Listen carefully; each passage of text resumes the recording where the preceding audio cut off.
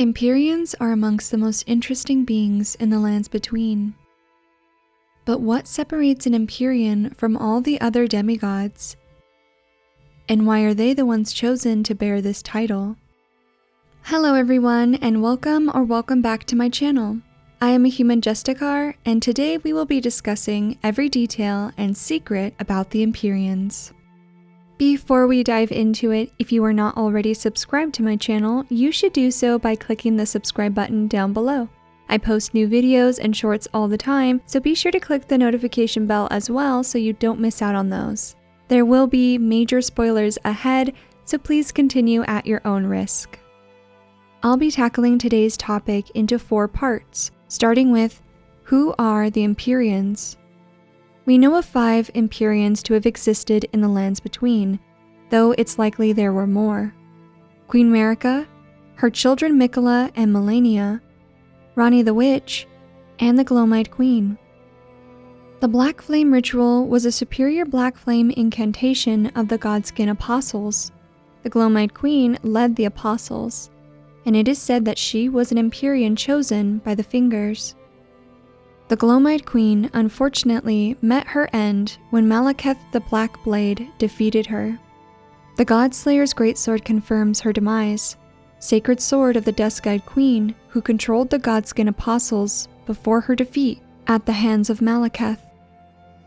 The remembrance of the Black Blade tells us that Malekith was a shadow-bound beast given to his Empyrean, Marika, and it is actually Ranni the Witch who tells us that she and the Cursed Twins were also considered Empyreans. I was once an Empyrean, of the demigods.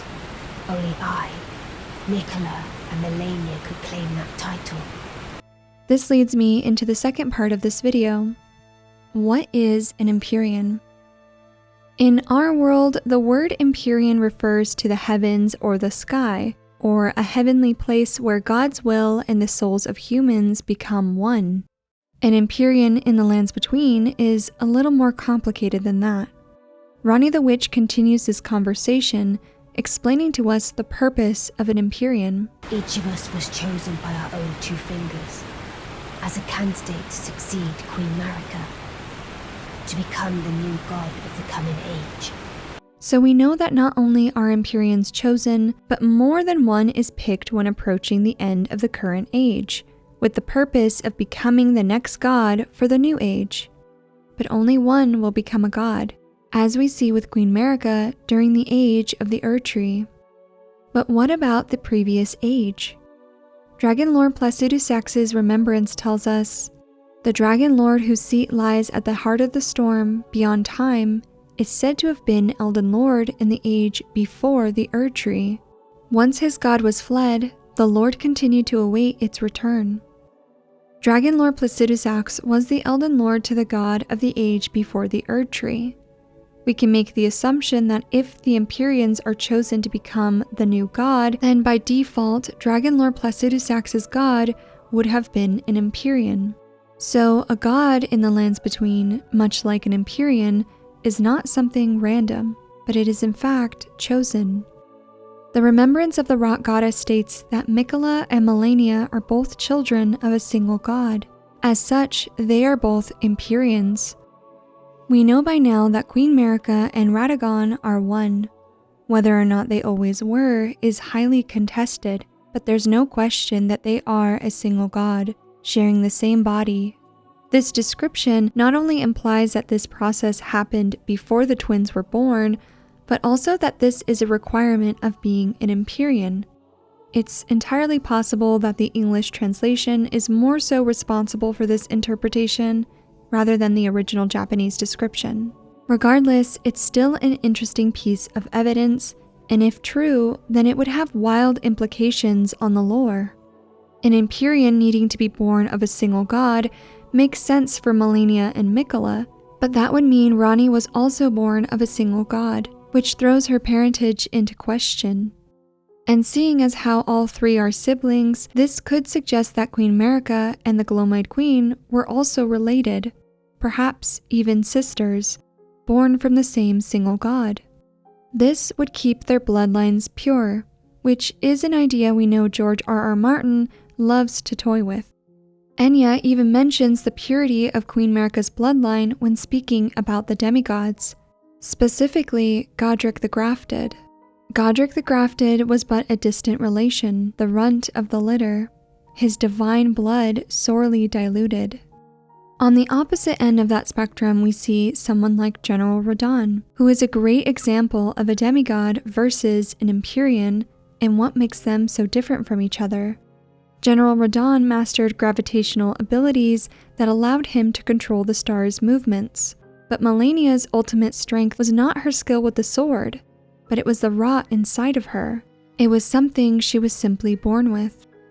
While each of the demigods have great strength and abilities that separate them from ordinary champions, the Empyrean's pure blood separates them from the other demigods. While we may never know for sure if being born of a single god is what truly makes one an Empyrean, unless the DLC gives us more clues, it's still entirely possible, so I don't want to count it out. Let's switch our focus back onto Queen Marika, as she is the Empyrean who became a god in the current age. Queen Marika is of the Numen race, and the Numen in the character creation are described as long-lived but seldom born. At some point, she was chosen as an Empyrean, one of the possible candidates to replace Dragon Lord Placidusax's god. She would have then received Malekith, her shadow, before rising at last to godhood and ushering in the age of the Erd Tree. Enya describes her as the vessel of the Elden Ring, carrier of its vision, a god in truth. We can see during the cutscene inside the Erd Tree that the Elden Ring is indeed inside of Radagon, their body serving as its vessel. What makes this strange is when you realize the Elden Ring is actually the Elden Beast itself, as the Elden Stars tell us. The Greater Will sent a golden star bearing a beast into the lands between, which would later become the Elden Ring. Now, a viewer asked a really good question on one of my most recent YouTube shorts, and that was, why did Ranni have to kill her flesh? Well, a vessel and a vassal are two very different things, and the words are not used in the game interchangeably. A vassal is a person or thing that is subordinate to or controlled by another. The Two Fingers, for instance, are described as a vassal of the Greater Will. Queen Marika, on the other hand, is not called a vassal. Enya calls her the vessel of the Elden Ring. A vessel is a hollow container that holds something. The point I am trying to emphasize here is that Queen Marika's body is literally the vessel for the Elden Ring, aka the Elden Beast. It exists inside of her very being. Her body was picked for this very purpose, and it's why she and Radagon are broken when we enter the Erd Tree. When Queen Marika shattered the Elden Ring, she actually shattered her own body. How can one destroy something that lives inside of them without first destroying themselves? It's incredibly eerie the more you think about it. There also is this implication that the old god and the old order must die for the new one to begin. The Sacred Relic Sword hints at this as well, stating, "Some think of it as the end of an age, while others the beginning." Sage Gowry mentions this when talking about Malenia. Age of the Elden Ring and Queen Marika, the precious Empyrean was born, a new god to forge a new order. Queen Marika herself even describes this happening at the beginning of her rule.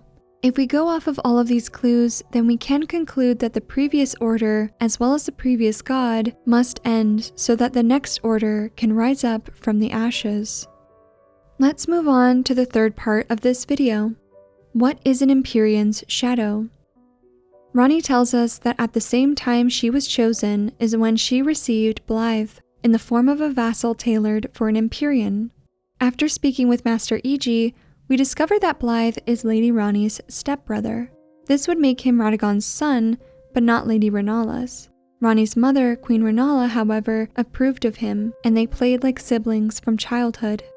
Malekith is also described by his armor as Queen Marika's loyal half-brother. It would seem that Empyreans and their shadows share some sort of familial connection. Blaidd's gauntlets describe him as a man-wolf, and that he served as Rani's shadow. It's never explained why, but the Glomide Queen was never given a shadow, nor Malenia or Miquella. My guess is that a shadow is only given to the one Empyrean chosen to ascend to godhood. This is pure speculation, of course, but it would explain why the others do not have shadows of their own. There is, however, a theory floating around that Malenia is Miquella's shadow. Blythe's armor describes him as the Blade of Rani, and as everyone knows by now, I am Malenia, Blade of Miquella. I do find this connection very interesting, but I don't believe that Malenia is a shadow in the same way that Malekith and Blythe both are. Let me explain. The Raging Wolf armor states, armor worn by Vargrim, the Raging Wolf, one of the first Tarnished to visit the Round Table Hold. According to the old legends, wolves are the shadows of the Empyrean. Vargrim aspired to such a state himself. Malenia is clearly not a wolf. What's more likely is that Malenia, just like Vargrim, took on the role of Miquella's shadow herself. When the time came for one of the Empyreans to be given a shadow, Miquella did not receive one, so Malenia chose to become one. This is, of course, just speculation. Having said all of that, I don't think Malenia and Vargrim are that far off in their way of thinking. Rani tells us that Blythe is a vassal tailored for an Empyrean. This suggests that shadows are somehow made for an Empyrean, not natural wolves born to the world of the lands between. Almost artificial in some way. And the wording is so specific too. Blythe wasn't crafted or made or even created. He was tailored for Rani. Tailored means made or changed, especially to be suitable for a particular situation or purpose. Why use this word specifically? Rani's father, Radagon, brought with him his golden tailoring tools when he married into the Carian line. It could be that instead of Blythe's father, Radagon was his creator. Master E.G. explains what purpose Blythe serves. 2 Fingers gave Blythe to Lady Rani as a faithful follower, her very shadow, incapable of treachery. But if Lady Rani, as an Empyrean, resists being an instrument of the 2 Fingers, the shadow will go mad, transforming from a follower into a horrid curse. Rani's resistance to the 2 Fingers alters Blythe's very mind, causing him to turn on the Empyrean he was given to. This is a shadow's true purpose, a failsafe for the 2 Fingers and the greater will. Malekith and Blythe both were made to love, protect, and follow their Empyrean, but more importantly, they were tailored to destroy them should the Empyrean disobey. And we see this happen after completing Rani's questline. Blythe goes mad, killing everything in his path. We hear him fighting against his fate before turning on us. I'm part of her very being. I can never betray her, no matter what might happen. Rani, she needs me. Malekith shows similar signs through his questline as Gurrenk, at one point even attacking the player without provocation. This could be the influence of the Greater Will and the 2 Fingers. Malekith is an incredibly tragic character, suffering for almost the entirety of the game. So much of his dialogue tells us of the turmoil that he is in, asking, will things never be the same again? And Marika, why wouldst thou gull me? To gull someone is to deceive or trick them. It's possible that Queen Marika discovered the true purpose of a shadow, an instrument made to control the Empyrean, should they try to work against the Greater Will. Melina tells us Marika's spoken words that hint at this discovery. I declare mine intent to search the depths of the Golden Order.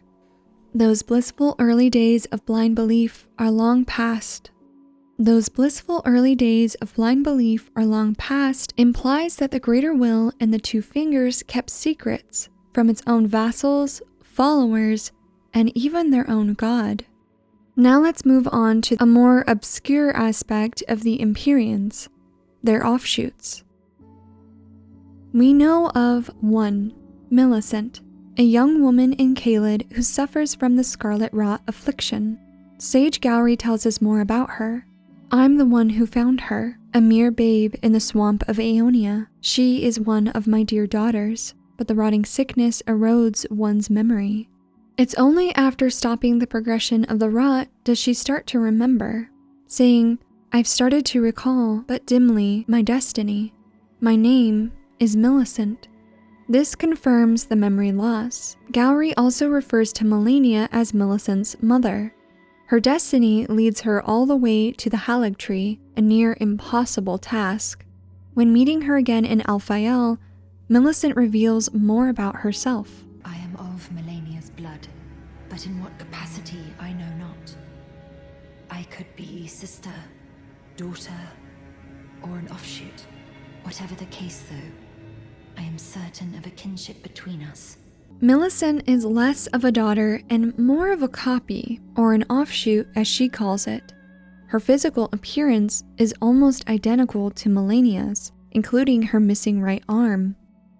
But what does this have to do with the other Empyreans? The interesting thing is that it doesn't, or so I thought. At first, I thought Millicent was an anomaly, a rare occurrence caused by the Scarlet Aeonia. Now I believe I was wrong. Each of the Empyreans has a counterpart, an offshoot of some sort, an entirely other being that shares too many similarities for it to just be a coincidence. Melina is a mysterious character that literally appears out of thin air. Melina explains multiple times during our journey together to the Erd Tree that she has to ascertain for herself the reason for which I live, burned and bodiless. She tells us that she was born at the foot of the Erd Tree, where Mother gave me my purpose, though now everything is lost to me. This demonstrates obvious signs of memory loss, similar to Millicent. She also speaks about her purpose, saying, my purpose was long ago lost. Yet another similarity to Millicent, who mentions her destiny. Melina and Millicent also wear the same style of tunic, the traveler's clothes, which are worn by young women who set off into the world to confront their fate. Melina also tells us that her mother is inside the Erd Tree. The mother inside the Erd Tree she is referring to is more than likely Queen Marika, who also was an Empyrean, so this could mean Melina is Marika's offshoot. However, the line regarding her current state doesn't match that idea. Burned and bodiless describes another Empyrean, Ranni the Witch. The Empyrean flesh she discarded at the top of the Liurnian Divine Tower is obviously burned. The animation for their departure is the same. There's also the connection of their physical appearance, with each of them having one eye shut. So Melina could also be Ranni's offshoot. It's really unclear. Unlike Melina, the connections between Miquella and Saint Trina are plenty, and they're pretty compelling. Trina's lily is a pale purple water lily that is on the verge of wilting, a symbol of faith in Saint Trina. Miquella's lily is also a delicate water lily of unalloyed gold that has started to fade and wilt, and it too is a symbol of faith but in the Halig Tree. Saint Trina's sword depicts two lilies on the handle, both stretching down towards the blade. The sword also states that Saint Trina's appearance was as sudden as their disappearance. Miquella was cursed with eternal childhood, and Saint Trina is described as a comely young girl. I use the pronoun she very loosely because Saint Trina's gender is not 100% confirmed, since the description of the sword of Saint Trina describes them as both a girl and possibly a boy. Now, there is some cut content that pretty much confirms Miquella was going to be Saint Trina in disguise, but since it's cut, I won't be applying it to this theory. So it's entirely possible that Saint Trina was reworked instead to be an offshoot of Miquella. Now, what is an offshoot? An offshoot can be interpreted to mean several different things, but the one I'm going to focus on is an idea present in other Dark Souls games. In Dark Souls 2, we meet the daughters of Manus, who are less daughters and more pieces of his soul. They each also represent different aspects of Manus himself, like wrath and desire.